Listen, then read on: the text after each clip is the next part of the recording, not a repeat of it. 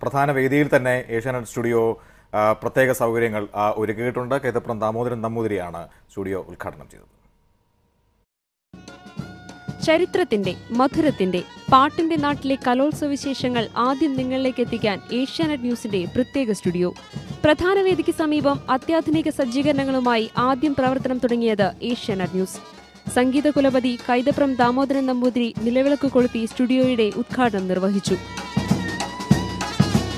കല എന്ന് പറയുന്നത് കരണങ്ങളുടെ ലയമാണ്. നമ്മുടെ എല്ലാ പ്രവൃത്തികളിലും ഒരു താളം. ഈ കുഞ്ഞുങ്ങളുടെ താളം കാണാൻ വേണ്ടിയാണ് ഞാൻ ഇവിടെ എത്തിയിരിക്കുന്നത്. സ്റ്റുഡിയോയിൽ കൈതപ്രത്തിനൊപ്പം ആദ്യമെത്തിയത് കുഞ്ഞുപാട്ടുകാരി ശ്രേയ.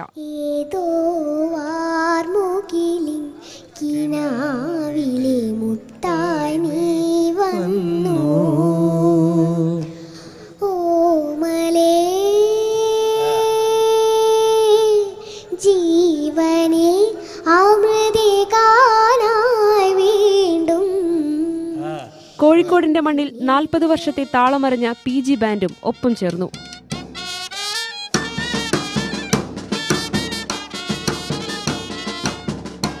കലോത്സവ വേദിയിൽ നിന്നും ടീം ഏഷ്യാനെറ്റ് ന്യൂസ്.